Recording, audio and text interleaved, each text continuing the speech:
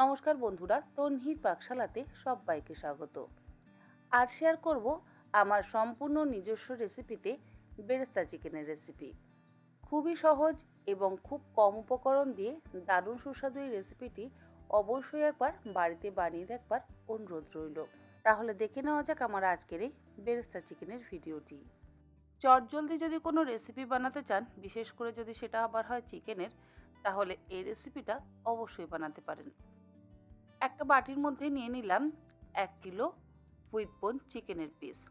তার মধ্যে দিয়ে দিলাম হাফ কাপ পরিমাণে টক দই, আর দিলাম 1 চা চামচ পরিমাণে সামরিচের গুঁড়ো। এমন নয় যে সামরিচের গুঁড়োরই ব্যবহার করতে হবে, আপনারা চাইলে গোলমরিচের গুঁড়োরও কিন্তু ব্যবহার করতে পারেন। এবার টক দই আর সামরিচের গুঁড়ো দিয়ে মাংসের টুকরোগুলোকে খুব ভালো করে মেখে মিনিট 15-20 রেখে দেব। চাইলে আপনারা ওভারনাইটও রাখতে পারেন। রান্নাটা করা কিন্তু ভীষণই সহজ, আর আমি এখানে থাইয়ের পিস ব্যবহার করেছি, তাই রান্নাটা হতে খুব একটা সময় লাগবে না। চাইলে আপনারা বোনলেস পিস দিয়েও অবশ্যই বানাতে পারেন, কিন্তু তাতে আবার একটু সময় লাগবে। যাই হোক, মাংসটা আমার ম্যারিনেট করে নেওয়া হয়ে গেছে। 20 মিনিট আমি এইভাবেই রেখে দেব। 20 মিনিট পর রান্নাটা শুরু করছি। রান্নাটা করবার জন্য কড়াইতে দিয়ে দিলাম 5 টেবিল চামচ পরিমাণে সাদা তেল। সাদা তেলের বদলে আপনারা চাইলে সর্ষের তেলেরও ব্যবহার করতে পারেন। তেলটা একটু বেশি পরিমাণেই ব্যবহার করতে হবে, তবে আপনারা যদি চান আর একটু কম পরিমাণেও ব্যবহার করতে পারেন। আর পেঁয়াজের পরিমাণটাও একটু বেশি ব্যবহার করতে হবে। এখানে আমি 4টে বড় সাইজের পেঁয়াজ লম্বা স্লাইস করে কুচিয়ে নিয়ে গরম তেলের মধ্যে দিয়ে দিলাম, আর তেলের মধ্যে পেঁয়াজটাকে মিনিট 10 সময় ধরে মিডিয়াম ফ্লেমে বেশ লাল করে ভেজে নেব, অর্থাৎ বেরেস্তা তৈরি করে নেব। আর বেরেস্তা তৈরি করতে গেলে বা ভাজতে গেলে অবশ্যই আমাদের তেলের পরিমাণ একটু বেশি ব্যবহার করতে হয়, তবে সেই অতিরিক্ত ছাকা তেল ব্যবহার করছি না, তার থেকে কম তেলই ব্যবহার করলাম। সামান্য একটু চিনি ব্যবহার করলাম, যাতে পেঁয়াজের রঙটা বেশ একটু লালচে হয়ে যায়।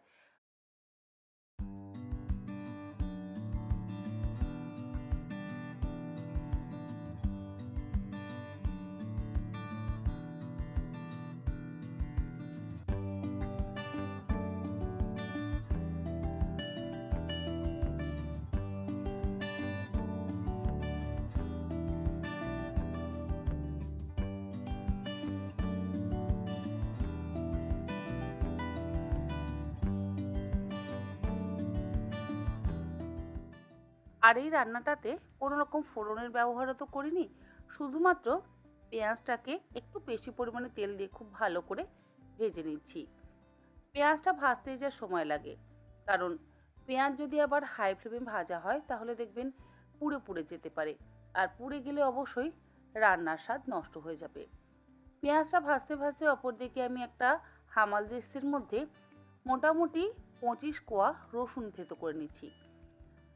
আপনারা চাইলে মিক্সিতেও রসুনটাকে বেটে নিতে পারেন বা শিলেও রসুনটা বেটে নিতে পারেন, তবে আমি রসুনটা থেতো করে নিলাম।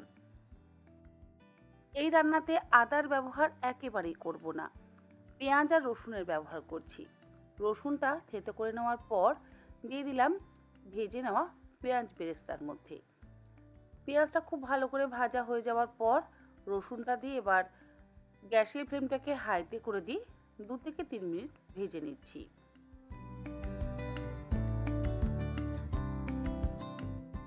মিনিট 3-4 সময় ধরে রসুনটা ভেজে নেওয়ার পর এর মধ্যে ম্যারিনেট করে রাখা মাংসের টুকরোগুলো দিয়ে দিলাম, আর দিয়ে দিচ্ছি স্বাদ অনুসারে লবণ। এবারে সমস্ত কিছু দিয়ে আবারও গ্যাসের ফ্লেমটাকে হাইতে করে দিয়ে ভালো করে ভাজা ভাজা করে নেব। মাংসটা দেওয়ার পর কিন্তু অবশ্যই গ্যাসের ফ্লেম বাড়িয়ে দেবেন, তা না হলে আবার বড্ড বেশি জল রিলিজ করবে। হাই ফ্লেমে মিনিট 5-6 সময় ধরে পেঁয়াজ দিয়ে পেঁয়াজ বেরেস্তা দিয়ে মাংসটাকে খুব ভালো করে ভাজা ভাজা করে নেব।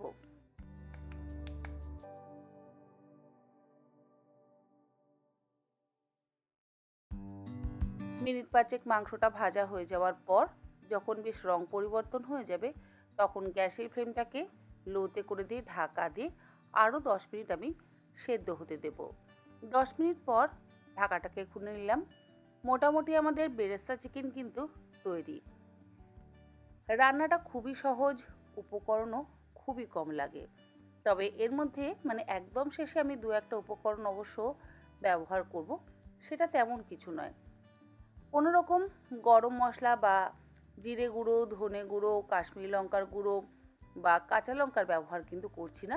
ভীষণই সিম্পল একটা রান্নাই বেরেস্তা চিকেন। আরও হাফ কাপ পরিমাণে নর্মাল টেম্পারেচারে থাকা টক দই একটা বাটির মধ্যে নিয়ে খুব ভালো করে ফেটিয়ে সেটা এর মধ্যে ব্যবহার করলাম। আর দিয়ে দিলাম 2 চা চামচ পরিমাণে গোলমরিচের গুঁড়ো। বাচ্চারা খেলে গোলমরিচের গুঁড়োর ব্যবহারটা অবশ্যই একটু বুঝে ব্যবহার করবেন। টক দই আর গোলমরিচের গুঁড়োটা দিয়ে গ্যাসের ফ্লেমটাকে হাইতে করে নিয়ে আরও 2 মিনিট একটু ভালো করে মিশিয়ে দিচ্ছি। আমাদের বেরেস্তা কালি মির্চ বা বেরেস্তা চিকেন কিন্তু একদম তৈরি। আমি এই রেসিপিটার নাম দিয়েছি বেরেস্তা চিকেন। আপনারা এই রেসিপিটা বা এই রান্নাটার নাম কী দেন অবশ্যই আমাকে কমেন্ট বক্সে কমেন্ট করে জানাতে কিন্তু একেবারে ভুলবেন না। পেঁয়াজের একটা মিষ্টি ভাব থাকবে আর তার সাথে গোলমরিচের বেশ একটা ঝাল ভাব থাকবে। রান্নাটা কিন্তু দুর্দান্ত হবে। গ্যাসের ফ্লেমটাকে বন্ধ করে দিয়ে ঢাকা দিয়ে 5 মিনিট স্ট্যান্ডিং টাইমে রাখার পর এবার আমি সার্ভ করছি বেরেস্তা চিকেন। আশা করি আমার আজকের এই বেরেস্তা চিকেনের রেসিপি আপনাদের ভালো লাগলো। ভালো লাগলে আপনারা অবশ্যই চটজলদি একবার এই রকম রেসিপি বাড়িতে বানিয়ে নিন। রুটি, পরোটা, লুচি, পোলাও, ফ্রাইড রাইস, রুমালি রুটি বা বাটার নানের সাথে খেতে অসম্ভব ভালো লাগবে। আজ তাহলে এই পর্যন্ত।